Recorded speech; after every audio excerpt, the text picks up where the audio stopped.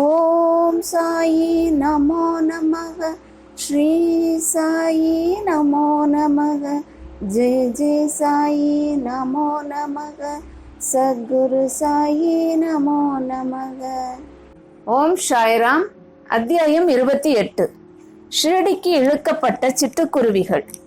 லக்ஷ்மி சந்த், புர்ஹான்பூர் மாது, மேகா. முன்னுரை. சாய் முடிவானவரோ வரையறைக்கு உட்பட்டவரோ அல்ல. எறும்பு பூச்சிகள் முதற்கொண்டு பிரம்மா வரையுள்ள எல்லா ஜீவராசிகளிலும் அவர் உறைந்திருக்கிறார். அவர் சர்வ வியாபி, வேத ஞானத்தில் நன்றாக பயிற்சி உடையவர். அங்கனமே ஆத்ம உணர்விலும். இவை இரண்டிலுமே அவர் வல்லவர் ஆகையால் சத்குருவாய் இருப்பதற்கு அவர் மிக பொருத்தமானவர். சீடர்களை தட்டி எழுப்பி அவர்களை ஆத்ம உணர்வில் ஸ்தாபிக்க இயலாத யாரும் எவ்வளவு கற்றறிந்தவராக இருப்பினும் சத்குரு என்று அழைக்கப்படுவதற்கு தகுதியுடையவர் ஆகார். பொதுவாக இவ்வுடலை அன்னை ஈன்றெடுக்கிறாள். தவறாமல் வாழ்வை சாவும் பின்தொடர்கிறது. ஆனால் சத்குருவோ வாழ்வு சாவு இரண்டையுமே சத்குரு அழித்து விடுகிறார். எனவே மற்றவரை காட்டிலும் அதிக கருணையும் அன்பும் உடையவர் ஆவார். சாய்பாபா அடிக்கடி கூறுவதாவது, எனது ஆள் எவ்வளவு தூரத்தில் இருந்தாலும், என்னிடமிருந்து 3000 மைல்களுக்கு அப்பால் இருந்தாலும் காலில் நூல் கட்டியுள்ள சிட்டுக்குருவியை போன்று ஷிரடிக்கு இழுக்கப்படுவான். இந்த அத்தியாயம் அம்மாதிரி 3 சிட்டுக்குருவிகள் இழுக்கப்பட்ட கதையை கூறுகின்றது. லாலா லக்ஷ்மி சந்த். பம்பாயில் ஸ்ரீ வெங்கடேஸ்வர் அச்சகத்தில் இம்மனிதர் பணியாற்றி வந்தார். பின்னர் ரயில்வே டிபார்ட்மெண்டிலும் அதன் பின் ராலி பிரதர்ஸ் அண்ட் கம்பெனியிலும் இவர் குமஸ்தாவாக பணியாற்றினார். 1910 அவர் பாபாவின் தொடர்பு பெற்றார். கிறிஸ்துமஸுக்கு 1-2 மாதங்களுக்கு முன்பாக தாடியுடன் கூடிய கிழவனார் ஒருவர் தம் பக்தர்கள் புடைசூழ நின்று கொண்டிருப்பதைத்தான் சந்தா கிறிஸில் இருக்கும் போது கனவில் கண்டார். சில நாட்களுக்கு பின் தாஸ்கனுவின் கீர்த்தனையை கேட்பதற்காக தமது நண்பரான தத்தாத்ரேயா மஞ்சுநாத் பிஷூர் என்பவரின் வீட்டுக்கு சென்றார். கீர்த்தனை செய்யும் போது மக்கள் முன் பாபாவின் படத்தை வைப்பது தாஸ்கனுவின் வழக்கமாகும். தான் கனவில் கண்ட கிழவனாரின் உருவ அமைப்புகள் எல்லாம் இப்படத்துடன் அப்படியே அச்சாக பொருந்தி இருப்பது கண்டு லக்ஷ்மி சந்த் அதிசயப்பட்டார். தான் கனவில் கண்ட கிழவனார் சாய்பாபாவே என்ற முடிவிற்கு வந்தார். இச்சித்திரத்தின் தரிசனம், தாஸ்கனுவின் பாடல், அவர் உரை நிகழ்த்திய துகாராமின் வாழ்க்கை, இவை அனைத்தும் அவர் மனதில் ஒரு ஆழ்ந்த உணர்வை ஏற்படுத்தியது. அவர் ஷிரடி போக தீர்மானித்தார்.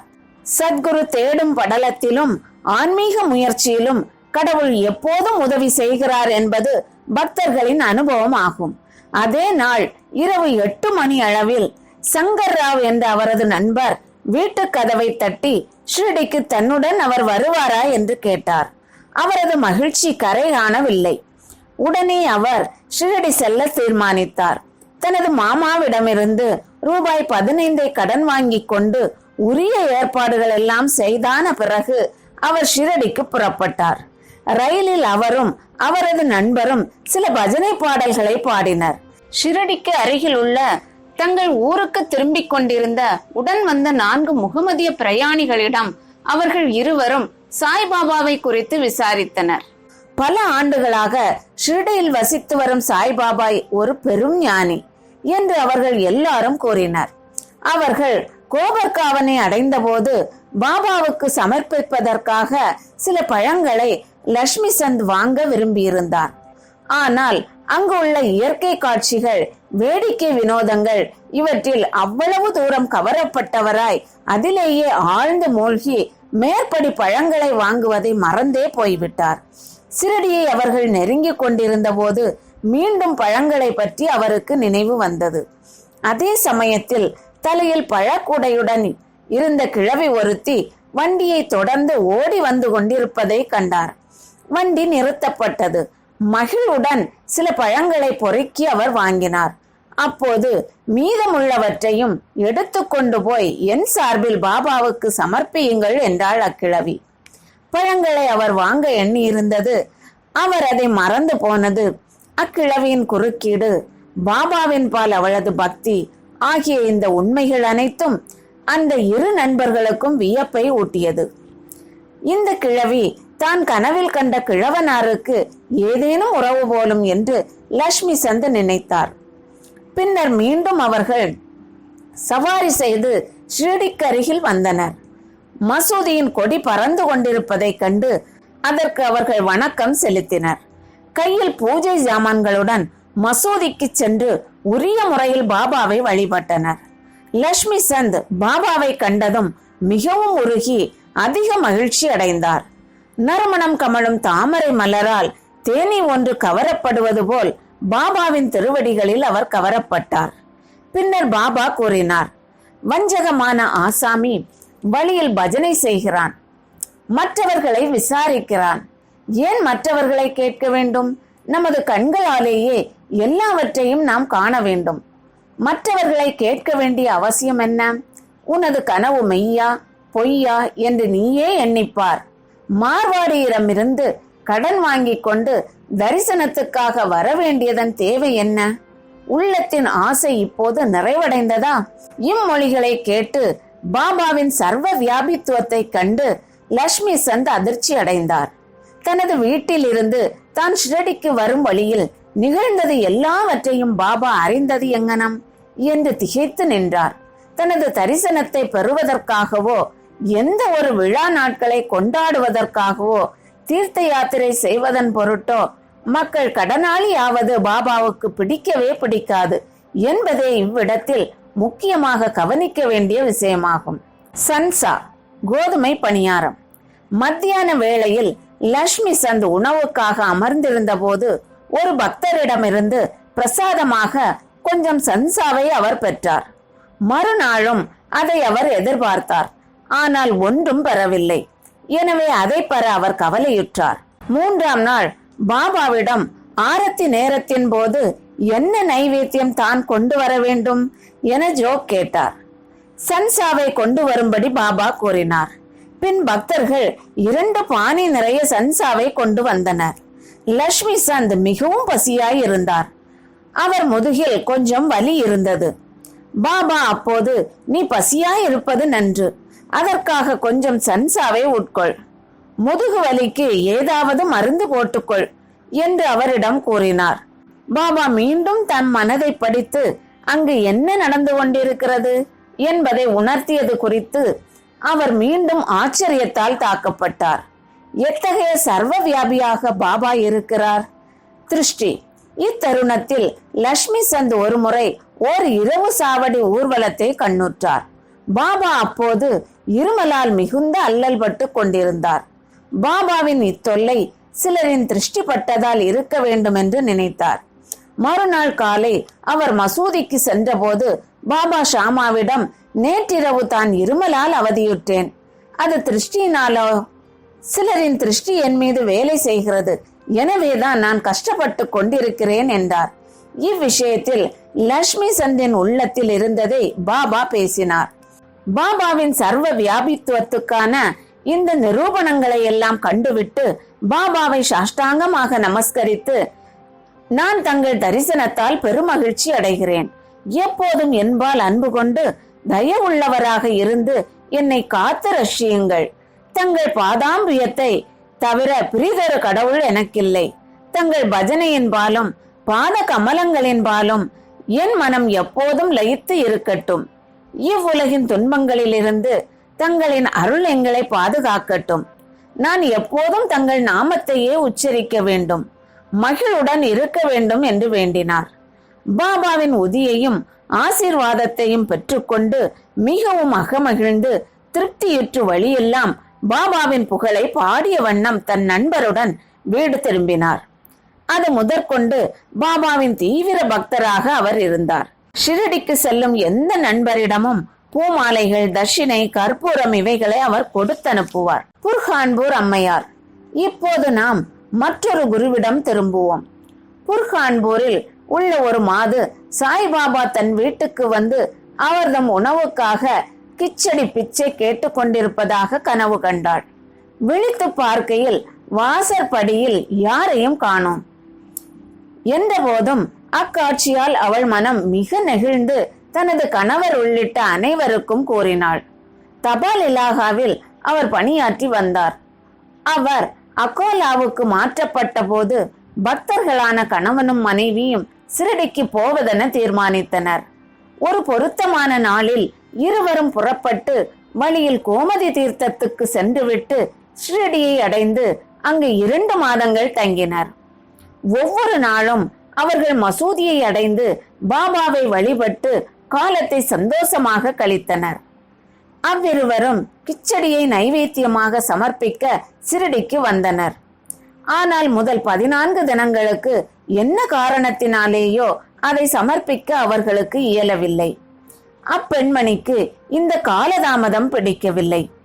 பின் 15வது நாள் அவள் தனது கிச்சடியுடன் மசூதிக்கு வந்தாள். பாபாவும் மற்றவர்களும் ஏற்கனவே சாப்பாட்டுக்காக அமர்ந்து கொண்டிருப்பதையும் திரை தொங்கவிடப்பட்டிருப்பதையும் கண்டாள். ஆனால் அவளால் பொறுக்க இயலவில்லை. திரையை கையால் விலக்கிவிட்டு உள்ளே நுழைந்தாள். அப்பலகாரத்துடன் அவள் வந்ததும் பாபா மிகவும் மகிழ்ந்து கரண்டி கரண்டியாக கிச்சடியை உண்டார். இவ்விஷயத்தில் பாபாவின் ஊக்கத்தைக் கண்டு எல்லாரும் ஆச்சரியம் அடைந்தனர். இந்த கிச்சடி கதையை கேட்பவர்களுக்கெல்லாம் பக்தர்கள்பால் பாபா கொண்டிருந்த அசாதாரண அன்பு உறுதியாயிற்று.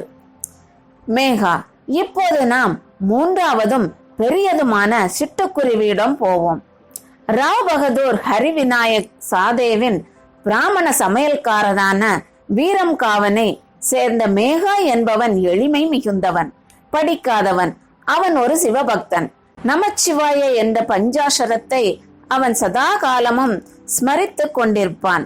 சந்தியாவை பற்றியோ அதன் முக்கிய மந்திரமான காயத்ரியை பற்றியோ அவனுக்கு எதுவும் தெரியாது.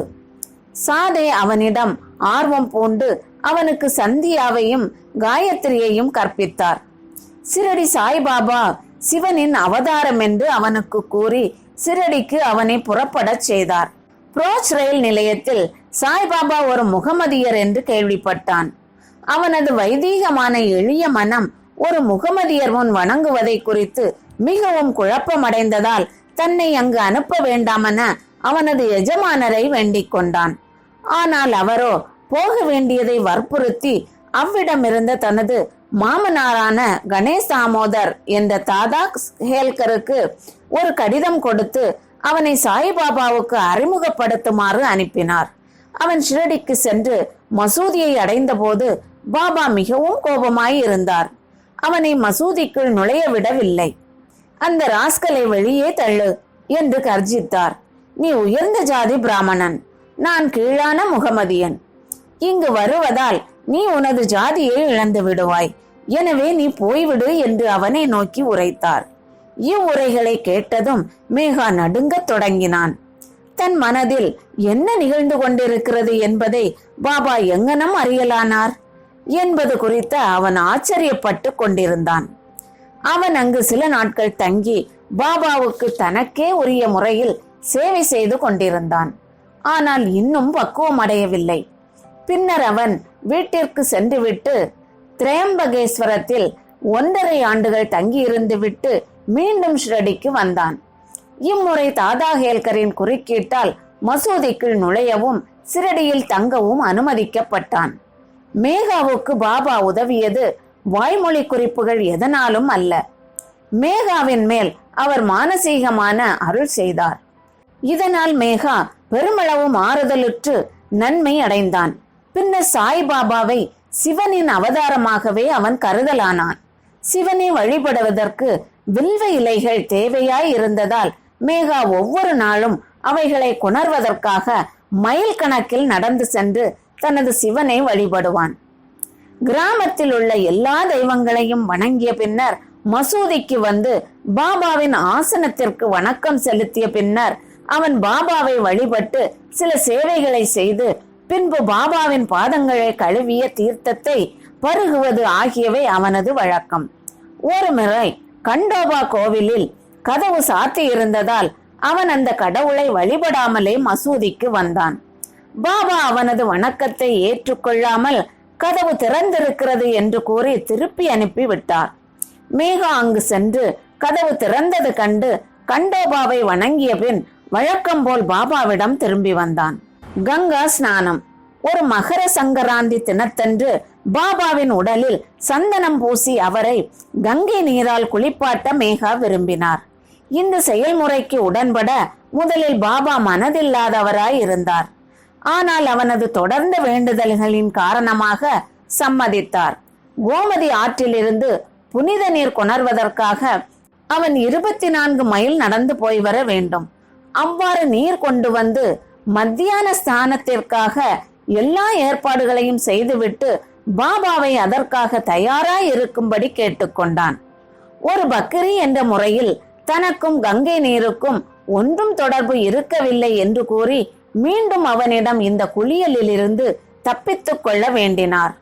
ஆனால் மேகா அதற்கு செவிசாய்க்கவில்லை. கங்கை நீர் அபிஷேகத்தால் சிவபெருமான் மகிழ்வார் என்று அவனுக்கு தெரியும். அந்த நல்ல நாளன்று அவனது சிவனுக்கு அந்த அபிஷேகத்தை செய்தாக வேண்டும். பின்னர் பாபா சம்மதித்து கீழிறங்கி வந்து ஆசன பலகையில் அமர்ந்து தலையை முன்னால் நீட்டிக்கொண்டு, ஓ மேகா, இதையாவது தயவு செய்வாயாக. தலையே உடம்பின் பிரதான பாகமாதலால் தலைமேல் மட்டும் நீர் ஊற்று. உடம்பு முழுவதும் குளிப்பதற்கு அது சமமாகும் என்றார். அப்படியே என்றான் மேகா. அபிஷேக கலயத்தை மேலே தூக்கி தலையின் மேல் ஊற்றத் தொடங்கினான். ஆனால் அப்படி செய்து கொண்டிருக்கும் போது அன்பால் மிகவும் உணர்ச்சி வசப்பட்டு ஹர் ஹர் கங்கே என்று கூவிக்கொண்டே அவர் உடல் முழுவதும் நீரை ஊற்றிவிட்டான். கலயத்தை புறத்தில் வைத்துவிட்டு பாபாவை பார்க்க தொடங்கினான். அவனது வியப்புக்கும் ஆச்சரியத்துக்கும் ஏற்ப பாபாவின் தலை மட்டுமே நனைந்திருந்தது. உடம்பு ஈரமில்லாமலே இருந்தது. திரிசூலமும் லிங்கமும். பாபாவை மேகா 2 இடங்களில் வழிபட்டான். மசூதியில் நேரடியாகவும் வாதாவில் நானா சாஹேப் சாந்தோர்கர் அளித்த பாபாவின் பெரிய படத்தின் மூலமாகவும் பூஜித்து வந்தான். இதை அவன் ஓராண்டு காலம் செய்து வந்தான். பின்னர் அவனது பக்தியை மெச்சி அவனது நம்பிக்கையை உறுதி செய்வதற்காக பாபா அவனுக்கு ஒரு காட்சி நல்கினார். ஒரு நாள் அதிகாலையில் மேகா இன்னும் படுக்கையை விட்டு எழாமல் இருக்கையில், ஆனால் கண்கள் மூடியிருந்த நிலையில் பாபாவின் உருவத்தை அவன் தெளிவாக கண்டான். அவன் விழித்திருப்பதை அறிந்த பாபா அவன் மீது அக்ஷதையை வீசி எறிந்து, மேகா, திரிசூலம் வரை என்று உரைத்து மறைந்து விட்டார். இவ்வார்த்தைகளை கேட்டு அவன் ஆவலுடன் கண்களை திறந்தான். ஆனால் அங்கு பாபாவை காணவில்லை. அக்ஷதை மட்டும் அங்குமிங்கும் சிதறி கிடப்பதை கண்டான். பின்னர் பாபாவிடம் சென்று காட்சியை பற்றி கூறி ஒரு திரிசூலம் வரைவதற்கு அவரின் இசைவையும் கேட்டான். பாபா, திரிசூலம் வரையும்படி நான் உன்னை கேட்ட மொழிகளை நீ கேட்கவில்லையா? எனது மொழிகள் எப்போதும் பொருள் என்னும் சூழ் கொண்டிருக்கின்றன, ஒருபோதும் வெறுமையானதல்ல.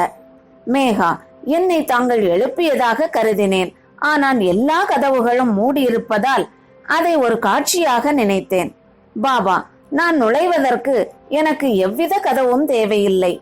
எனக்கு எவ்வித உருவமோ நீளமோ கிடையாது. எப்போதும் எங்கும் நான் வசிக்கிறேன். என்னை நம்பி என்பால் லயமாகும் மனிதனின் எல்லா காரியங்களையும் பொம்மலாட்டத்தை போன்று நான் நின்று நடத்துகிறேன். மேகா, வாதாவுக்கு திரும்பி வந்து பாபாவின் படத்தருகே சிவப்பு திரிசூலம் ஒன்றை சுவரில் வரைந்தான். மறுநாள் புனேவில் இருந்து ஒரு ராம்தாசி பக்தர் வந்து பாபாவை வணங்கி அவருக்கு ஒரு லிங்கத்தை சமர்ப்பித்தார். இச்சமயத்தில் மேகாவும் அவ்விடம் வந்தான். பாபா அவனிடம், பார், சங்கர் வந்துவிட்டான், இப்போது அவரை காப்பாற்று. சூலத்தை லிங்கம் உடனே தொடர்ந்து வந்தது கண்டு மேகா அதிசயம் அடைந்தான். வாதாவிலும் கூட காகா சாஹேப் தீஷித் குளித்தபின் கையில் துவட்டிய துண்டுடன் நின்று சாயை நினைத்து கொண்டிருந்தார். அப்போது மனக்காட்சியில் ஒரு லிங்கத்தை கண்டார். இது குறித்து அவர் அதிசயப்பட்டு கொண்டிருக்கையில் மேகா அவ்விடம் வந்து பாபா தனக்கு பரிசளித்த லிங்கத்தை அவரிடம் காட்டினான். தான் சில நிமிட நேரங்களுக்கு முன் காட்சியில் தரிசித்த லிங்கம் இதனுடன் அச்சாக பொருந்தி இருப்பது கண்டு அவர் மிகவும் மகிழ்வுற்றார். சில நாட்களில் திரிசூலம் வரைவதும் முடிவடைந்தது. பாபா அந்த லிங்கத்தை மேகா வழிபட்டு கொண்டிருந்த பெரிய படத்தின் அருகில் ஸ்தாபித்தார். சிவபூஜை செய்வது மேகாவுக்கு மிகவும் பிடித்தமானது. திரிசூலம் வரைய செய்வித்தும் அதன் அருகில் லிங்கத்தை ஸ்தாபித்தும் பாபா அவனது நம்பிக்கையை ஊர்ஜிதம் செய்தார். பல ஆண்டுகள் தொடர்ந்த சேவைக்கு பின்னர் ஒவ்வொரு நாள் மத்தியானமும் மாலையும் வழக்கமான வழிபாட்டையும் ஆரத்தியும் செய்த பின்பு 1912 மேகா சிவபதம் சேர்ந்தான். பின்னர் பாபா தமது கைகளை அவனது உடல் மீது தடவி, இவன் என் உண்மை பக்தன் என உரைத்தார். தமது சொந்த செலவிலேயே வழக்கமான சாப்பாடு பிராமணர்களுக்கு செய்து வைக்க ஆணையிட்டார். இது காகா சாஹேப் தீட்சித்தால் நிறைவேற்றப்பட்டது. ஸ்ரீ சாயியை பணிக. அனைவருக்கும் சாந்தி நிலவட்டும். ஓம் சாய்ராம்.